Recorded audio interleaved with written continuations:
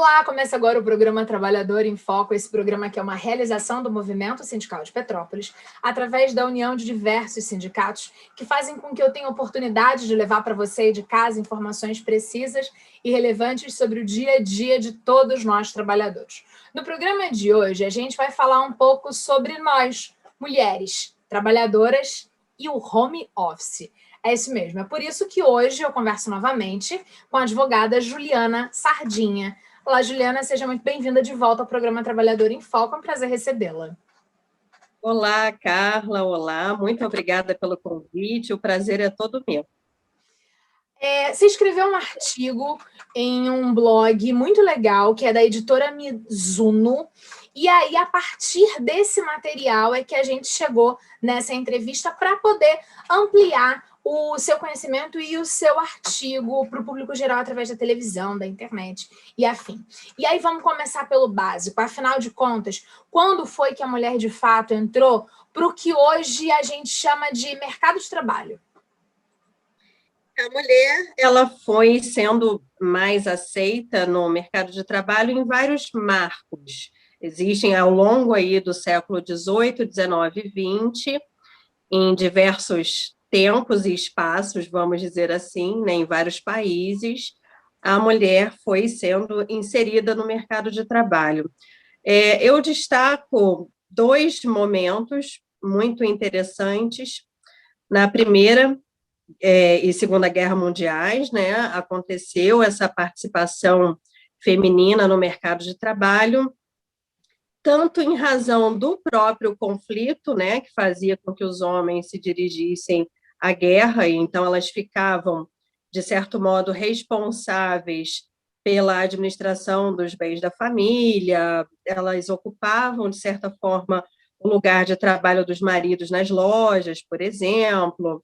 Então, por esse motivo, e isso permaneceu até, pelas pesquisas que eu realizei, isso permaneceu até depois, quando os homens retornavam, né, quando eles retornavam da guerra, em muitas ocasiões isso permaneceu porque muitos voltavam incapacitados, então ainda havia necessidade da manutenção da mulher ali à frente do lar e inserida no mercado de trabalho. Então, tem esse momento das guerras mundiais e também a Revolução Industrial.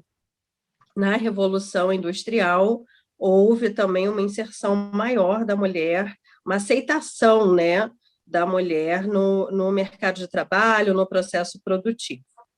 Quando a gente fala de Revolução Industrial, a gente está falando que as máquinas começaram a entrar nesse processo de fazer coisas. A gente ainda está falando de um processo muito produtivo, quase nada intelectual. E aí, na verdade, você pode me dizer que, de alguma forma, a mulher conseguiu entrar nesse mercado de trabalho porque a questão física, ou seja, a força, passou a ser um pouco menos relevante? De modo geral, por esse motivo também, né? Esse foi um dos principais motivos. A Revolução Industrial, né, que foi iniciada lá na Inglaterra, ela é caracterizada justamente por essa transformação, esse crescimento da utilização de máquinas, né, no processo produtivo. Então, se percebeu que seria possível absorver a mão de obra feminina, porque não se exigia tanto esforço, né? Não era preciso uma mão de obra especializada para fazer o trabalho que era necessário, não tinha um grande esforço muscular, a força física ela ficou em segundo plano, vamos dizer assim. Então, esse é um fator, sim, que a utilização das máquinas é um fator que propiciou essa absorção da mão de obra feminina. E outros fatores também, na verdade, né? A mão de obra feminina na Revolução Industrial, ela foi muito utilizada, principalmente em razão do salário, né? As mulheres, elas ganhavam menos do que os homens, e, além disso, também, não só a questão da força física, mas mesmo naquela época, pelos estudos que eu fiz, o salário dos homens também já não era, desde aquela época, ele já não era suficiente para arcar com todas as despesas da família, para sustentar o lar. E isso é muito interessante.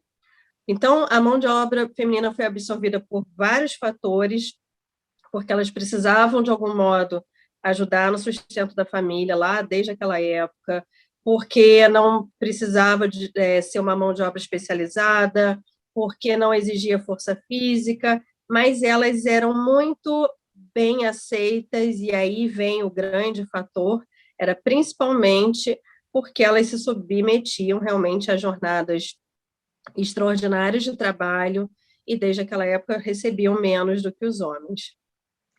Jornadas extraordinárias de trabalho. Você está falando que a gente tá tentando dizer que eram em torno de 16 horas, não era isso? Podia chegar até 16. Podia isso. Hoje a gente tem uma limitação, né? De 8 horas diárias, no máximo 2 horas extras por dia, né? E aí você vê que naquela época trabalhavam 14 horas, 16 horas, e era realmente uma jornada além de qualquer limite, né? A legislação, ela sempre foi evoluindo e sempre teve o objetivo de resguardar a saúde do trabalhador. Quando você fala de direito trabalhista, não tem como você pensar nisso sem pensar em saúde. Então, analisar, né, como era lá na época da Revolução Industrial, essas jornadas excessivas causavam um desgaste imenso, né, físico e mental, para hoje você ver como realmente foi uma evolução. Eram condições trabalhistas muito difíceis para as mulheres, realmente. Uma outra fala que eu acho muito interessante de pontuar é que nós, mulheres, as nossas antecessoras mulheres, aceitavam, então, jornadas de trabalhos excessivas e recebendo menos. Essa é uma questão muito pontual que eu acho que a gente precisa discutir, né? Quando foi, então, que as mulheres começaram a receber salários e honorários equiparados aos dos homens aqui, por exemplo, no Brasil? Quando foi que a legislação entendeu que homens e mulheres executando uma mesma atividade precisam minimamente receber o mesmo pagamento, prolabore, honorário por conta de seu trabalho? Analisando a legislação, a nossa consolidação das leis trabalhistas, desde 1943, ela prevê que todo trabalho de igual valor deve corresponder a um salário igual, né? Então, essa questão da igualdade salarial, ela está presente na CLT, está desde 1943. A nossa Constituição da República, que é a norma máxima do nosso país, ela prevê também que não pode haver distinção entre os sexos, ela prevê também essa igualdade salarial, e até em decorrência da legislação, porque, na verdade, assim, para se chegar a escrita, né, para se chegar a uma norma escrita dizendo isso, houve uma evolução ao longo do tempo, com muitas manifestações, vidas femininas, muito se batalhou para chegar a ter uma legislação que prevê essa proteção do salário igual, da igualdade de direitos, todos são iguais perante a lei. Isso, na verdade, é algo, historicamente, a gente vê ponto a ponto uma evolução, né? E aí destaco, então, a nossa Constituição e a CLT, que prevê, nesse sentido, a igualdade de salários. Agora, é muito interessante também dizer, em relação à lei, né, que às vezes existem as ações afirmativas que nós chamamos. E muitos dizem, não, isso, na verdade, se todos são iguais, por que em determinados casos as mulheres têm um tratamento diferente? E as pessoas não entendem que, na verdade, ações afirmativas em que você estimula a participação da mulher no mercado de trabalho, ou cria condições diferenciadas para permitir que ela trabalhe, isso é uma ação afirmativa para que haja uma igualdade material, que nós chamamos. Senão nós temos uma igualdade no papel, né? Existe até um autor, um jurista muito respeitado, que ele fala, o papel aceita tudo, né? Você pode colocar lá, todos são iguais perante a lei. Mas será que eles são iguais realmente? Será que, na prática, na realidade, existe essa igualdade? Então, muitas ações afirmativas não são uma discriminação contra os homens. Na verdade, elas são práticas, são medidas para viabilizar que a mulher tenha essa igualdade que está lá escrita na lei. E quando a gente fala em igualdade escrita na lei, aí a gente vem para uma outra fala que eu acho muito interessante, que é a questão da dupla jornada. Porque, afinal de contas, por mais que a gente tente dizer que não vivemos mais numa sociedade patriarcal, a verdade é que a gente ainda vive numa sociedade regida pelas regras do patriarcado. Afinal de contas, as pessoas podem até dizer que a responsabilidade dos filhos, por exemplo, é de todos. Mas é impressionante que, como na fala, no esmiuçar da fala, a gente, às vezes, mulher, a gente, cidadão, fala coisas como, por exemplo, nossa, não, eu não tenho direito de reclamar. Meu marido me ajuda muito com o nosso filho. E aí, palavras que são meu quadrado principal, afinal de contas, eu sou jornalista, ajuda tem uma coisa errada. Se ele é nosso, deveria ser nosso.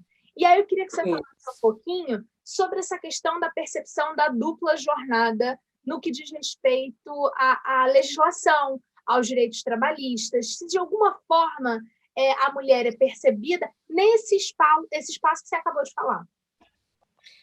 Um dos motivos para hoje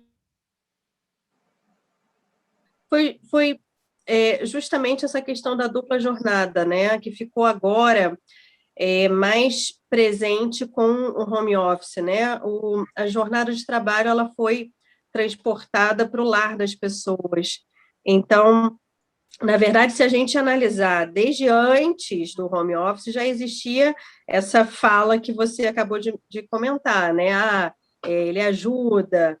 E a dupla jornada perante a lei, essa dupla jornada da mulher que nós falamos, ela não tem assim uma regulação, não existe um artigo dizendo, olha, a mulher, a dupla jornada, quando eu digo no trabalho, né, formal ou informal, e o outro trabalho que ela faz em casa. Esse trabalho em casa, ele não tem uma regulação, né? Na verdade, na minha opinião, o que é preciso é um movimento, realmente, uma transformação dessa cultura da sociedade de achar que a responsabilidade é estritamente da mulher, né?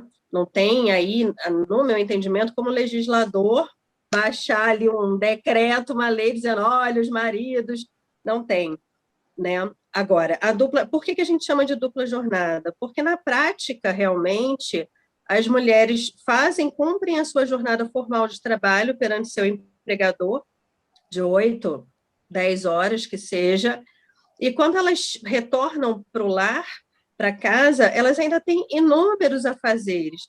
Elas ainda vão lavar a louça, vão varrer a casa, vão lavar o banheiro, vão fazer uma série de atividades, né, que que são um trabalho, é um trabalho. E a grande questão é por que é exclusivamente da mulher? Por que o homem ele ajuda? Porque quando a gente parte do princípio de ajuda, é porque a função principal, né, o principal personagem daquele trabalho é outra pessoa. Então, você dá uma força, você ajuda. Por que isso? Então, quando a gente analisa a dupla jornada das mulheres, existem muitas pesquisas nesse sentido, não é de hoje, o tema ele não é inédito, né? Essa questão da dupla jornada da mulher é de muito tempo. Lá, desde a época da Revolução Industrial, já era assim, né? Elas trabalhavam 14, 16 horas e ainda tinham que cuidar da casa e dos filhos. E hoje, será que isso mudou realmente? Ou será que hoje está... Eu enxergo uma evolução, é claro, né? Tem muitos homens que já estão mais conscientes de que não é uma tarefa exclusiva da mulher, mas o que me chamou muita atenção nesse período de pandemia, Sim. foi exatamente a questão do home office. Porque as pesquisas que eu fiz, né, várias pesquisas foram realizadas para analisar o ambiente de trabalho da mulher. O que é um ambiente de trabalho? O ambiente de trabalho é onde você executa as suas funções, né, profissionais. Sim. Então, dentro do ambiente de trabalho, lá no estabelecimento do empregador, eu tenho várias condições. O empregador ele tem uma preocupação com um ambiente saudável, um ambiente seguro, ele previne acidente de trabalho, ele analisa, né, a questão da ergonomia, como você está na cadeira, porque é uma responsabilidade do empregador. Sim. E agora, que o meu ambiente de trabalho, ele saiu do estabelecimento do empregador e passou para o lar, para a casa das pessoas. E como isso não seria um ambiente de trabalho? Né?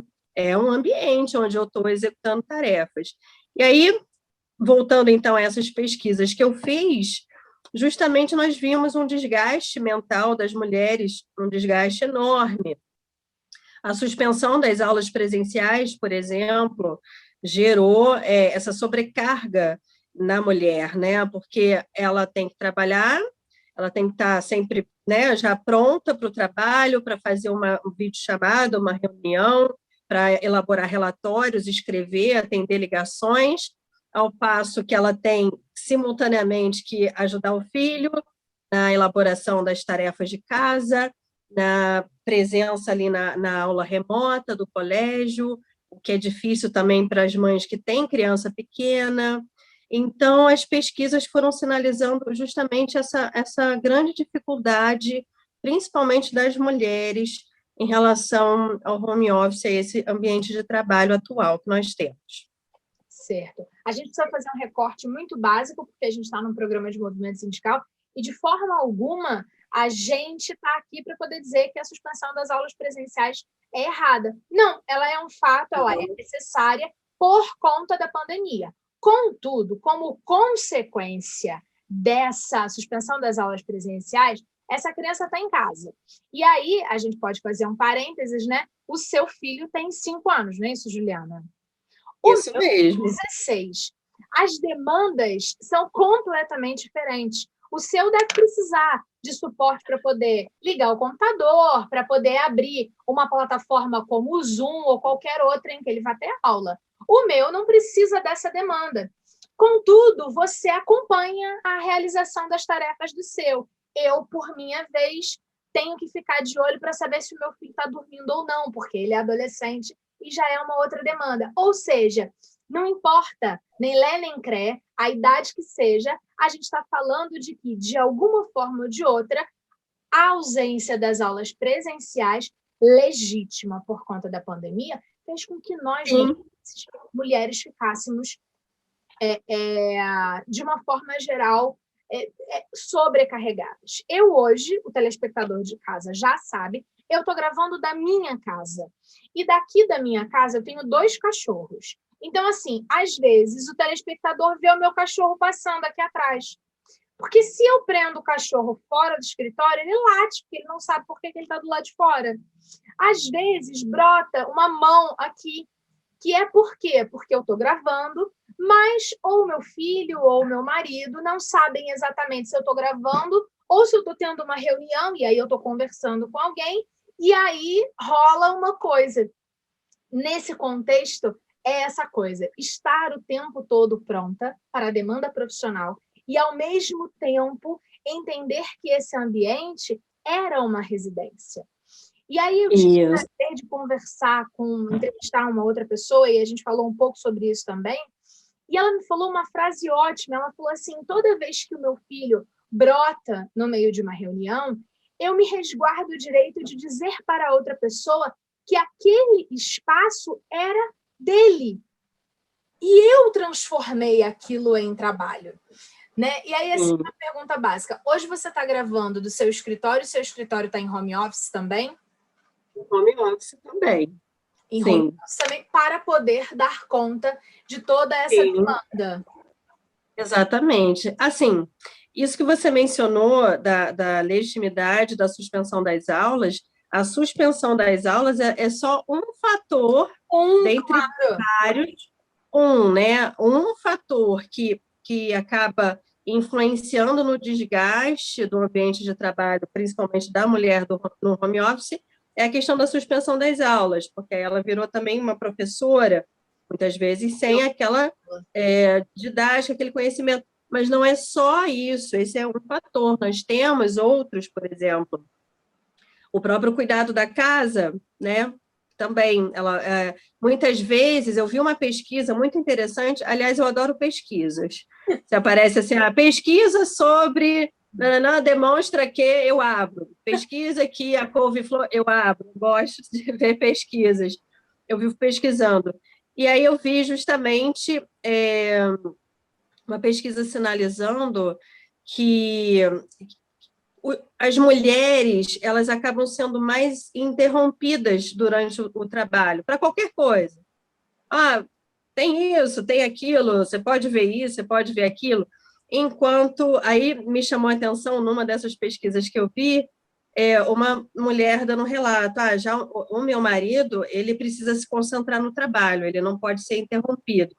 Aí eu pensei, e nós? Nós não precisamos nos concentrar?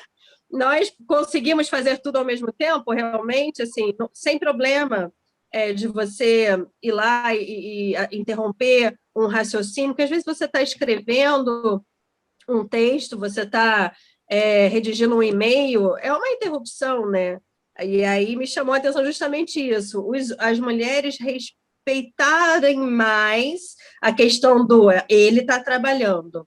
E já da nossa parte, pode interromper, entendeu? Não tem problema. Isso corta o raciocínio, isso gera realmente um desgaste. Uma outra pesquisa que eu vi também, que eu utilizei como referência, o home office deixou, então, as mulheres trabalhando mais, né? Até gerando problemas psicológicos, físicos, viciações. Isso é muito interessante. Eu achei algo realmente a ser pesquisado, a ser analisado, né? Como é isso hoje? Eu acho que está havendo uma melhora, mas ainda há muito a se melhorar, a se reconhecer realmente que nós também precisamos nos concentrar, nós também precisamos dividir realmente as tarefas, né? Existe uma divisão sexista das tarefas no lar, isso é um problema, isso ainda está até hoje. Não estou dizendo que não existam homens que não lavem o banheiro, mas se você perguntar para várias mulheres, a maioria, né, que não tem ali uma outra pessoa que vai lhe ajudar nisso, é ela que vai fazer. Não guarda nem a toalha no lugar, que só lavar o banheiro. E aí, nesse contexto da interrupção, e nesse contexto das demandas que as mulheres têm mais com relação a filhos, a casa e as interrupções contínuas, uma coisa me salta aos olhos e que eu acho que a gente tem que falar aqui no programa Trabalhador em Foco. Esse pode ser um pensamento também do empregador, que percebe que esta mulher está em casa. E, por conta disso, aumenta a demanda de obrigatoriedade de produtividade, acreditando que ela não vai estar tão empenhada a isso. E aí vem uma outra questão, o aumento da sobrecarga profissional, porque não existe mais o horário, porque o patrão acredita que ela não está trabalhando no horário que está trabalhando. E aí a gente tem uma outra questão que eu queria que você falasse brevemente nesse final de nosso bate-papo, que é, por exemplo, o direito da desconexão, que é estabelecido, que é uma verdade e que tem muito a ver com a tentativa de tentar encontrar um limite de trabalho nesse home office, porque senão a gente está quase beirando o início do nosso bate-papo, em que o patrão, o empregador, ele te manda mensagem às 6 horas da manhã e quer que você responda porque acha que você tem que estar trabalhando, e 10 horas da manhã porque ele achou que você passou a tarde inteira com o seu filho na aula online. Vamos falar um pouquinho disso? Bom, primeiro, você comentou sobre produtividade, rapidamente só mencionar que as pesquisas também demonstram que as mulheres são muito mais cobradas em relação à produtividade, ainda são muito mais xingadas e assediadas, o termo é exatamente esse, né? Xingadas, assediadas, no ambiente de trabalho. Então, até hoje, as pesquisas mostram que houve uma facilitação do acesso da mulher ao mercado de trabalho, mas ela ainda se depara com essas situações. Em relação ao direito à desconexão, ele também não é um tema novo e inédito, porque há muito já se menciona sobre o direito de se desconectar, é aquele direito do empregado de realmente descansar do trabalho, né? De nada adianta eu ter lá escrito na lei que eu tenho direito a 11 horas consecutivas de descanso, por exemplo, mas no meio desse descanso eu ser importunado de alguma maneira pelo meu empregador, seja com uma mensagem informando alguma coisa ou solicitando alguma demanda, porque todo empregado, e aí, assim, é todo empregado ou empregada, todos têm direito ao descanso pleno. Isso tem a ver com saúde, tem a ver com um direito de conviver em família, de ter o seu momento de lazer, de ver televisão, de não pensar no trabalho, ou seja, de se desconectar do trabalho realmente. E, com o avanço da tecnologia, mensagens instantâneas, e-mails e por aí vai, videochamadas, muitas vezes alguns empregadores acabam esquecendo disso, né? Ah, mas tá... Mas ela está online. Pois é, mas assim, existe ainda, né, uma jornada de trabalho, existe uma limitação. O que acontece na prática é quando o empregador faz essa importunação além da jornada contratualmente prevista, né, você acaba cortando esse direito ao descanso. E aí, em muitas situações, já vi se reconhecer, por exemplo, o direito a horas extras, se reconhecer a existência de danos morais, dependendo do tipo de abordagem ou como era, né?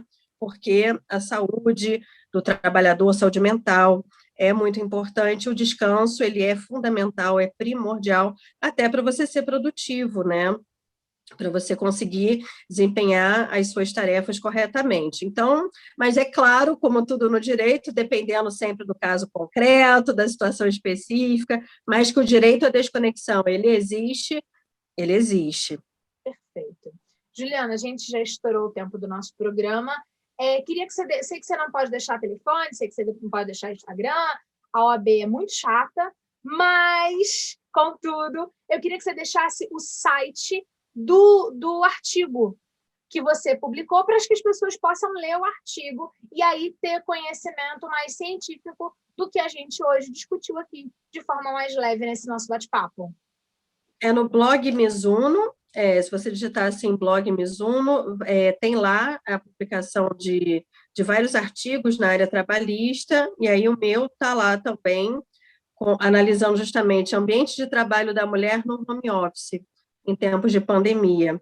E fica essa dica de leitura lá, eu coloquei várias pesquisas, né, que eu adoro para fundamentar esse tema, e espero que gostem, tenham gostado, é um tema interessantíssimo e atual, e aproveitando o Dia da Mulher, vamos torcer, né, para essa consciência melhorar, para que tenhamos cada vez mais os direitos realmente assegurados, e que a mulher tenha o seu papel na sociedade realmente reconhecido. Maravilha. Mais uma vez, muitíssimo agradecida. É sempre um prazer conversar com você. Obrigada a você que ficou com a gente. A gente volta em breve com um novo programa Trabalhador em Foco. Um abraço grande e até lá. Tchau, tchau.